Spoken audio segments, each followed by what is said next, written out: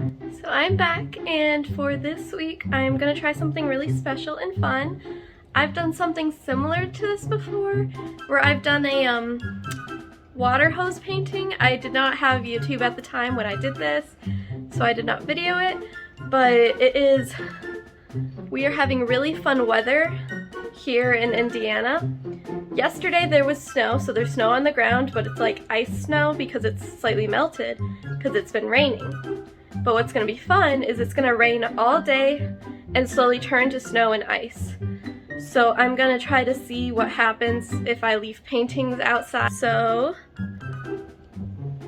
here are my 3 canvases. I have more large ones. I wanted to do at least one large, and in case it was a total flop, I just decided to do a couple small experimentational canvases. So this one is going to be just the regular, what happens if I put paint on it and leave it straight on the ground. This one's going to be if I put it on a slant. I think it'll look kind of like a paint pour. I think it'll look cool. And then this one is going to have the ice on it. And these are the colors I'm going to be using. Okay, so I'm back. I tried to keep it very generic and randomly colorful. And so here are the 3. I'm gonna go set them up outside real quick, and then we'll see what happens. Alright, here they are. It's insanely cold outside. Nothing's really happening wet, but it is getting rainy. I'm going in, it's cold. Here it is from the window. Alright, so I'm trying to do this as fast as possible because it's already melting. I just brought it inside, and it's been through rain, snow, and freezing rain. It's weird, this was the one with the snowball. It's just weird, it's all over my fingers. I love it right now, but I don't know what it'll look like once it dries or melts.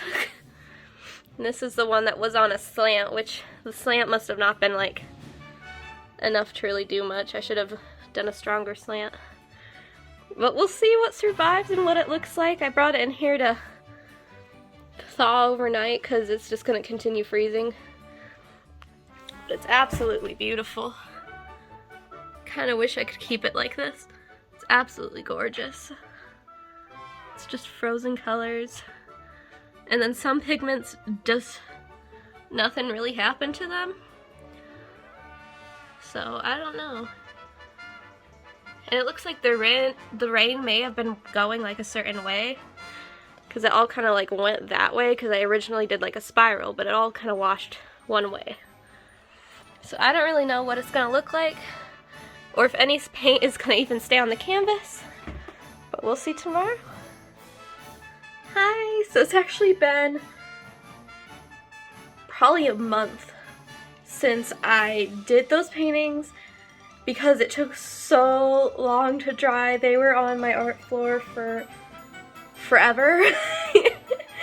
And then I decided to start editing the video for it, and I realized I never did a closer or like showed the finished products because it took so long to dry. So here we go.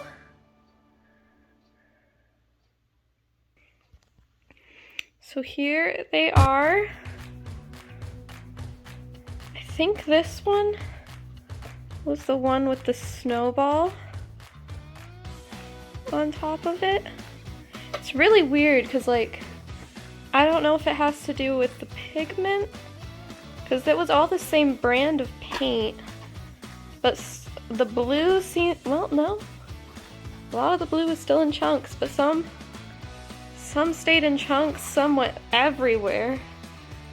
And so I got hair on that one. That does not look pretty. I don't know, strangely, big one is my least favorite. It just got really muddy, and like the swirl is like non-existent. Strangely, this one is my favorite, which is weird because this one was the one that was on the slant, and somehow I think that actually allowed all the excess paint or excess water to kind of go off of it more properly, or at least in a more aesthetic fashion because the way that this just soaked into the canvas, it almost looks moldy, if that makes sense. Because these were pre-prepped canvases, like they weren't raw canvases, so it just, I don't know how or why it did that.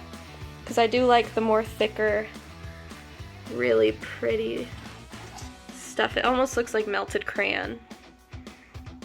And so I do really love this. I don't know what to do over top of this. Like I mentioned earlier, be fun to do like this as like a background for something, but I don't really know what. I'm not gonna call it a complete flop, but I would definitely say that it's more trouble than it's worth. If you want to do it with, I don't know, if you want to do it as like a, oh shoot, what would you call it? A activity with your students or your kids on a rainy day. It was a total blast to do as an experience. It was a really fun rainy day thing. But the outcome is so come and go. I don't know. Like, art pours are chaotic, but I still feel like they're better than this, because this just, some parts look good, some parts look kind of like sickness, and the other parts are just chonky. It also might be the type of paint I used. I used pretty thick-bodied acrylic, so I wonder if you did this cheaper, thinner stuff just with your kids, if it'd get a more watercolor effect. But yeah, as an experience, I highly recommend this. As an art piece, if you're trying to sell this or make it for your own home, I wouldn't say it is worth the trouble. So, I hope that was helpful advice. I hope you try it. It's a really fun experience if you just want to have fun. And I mean, try as many things as you can. I tried this because it was a really weird circumstance of freezing snow or freezing rain and snow and rain and wind.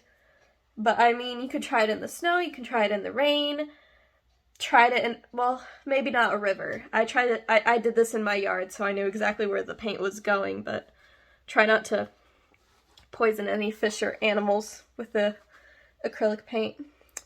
But yeah, I hope you have fun. I hope you at least enjoyed watching it. Sorry I couldn't do a time lapse. It'd be fun if I had a waterproof camera next time so that I can actually see it happening. At least when it was melting. It would have at least been fun to see it melt. Well, yeah. So I hope you had fun. Bye!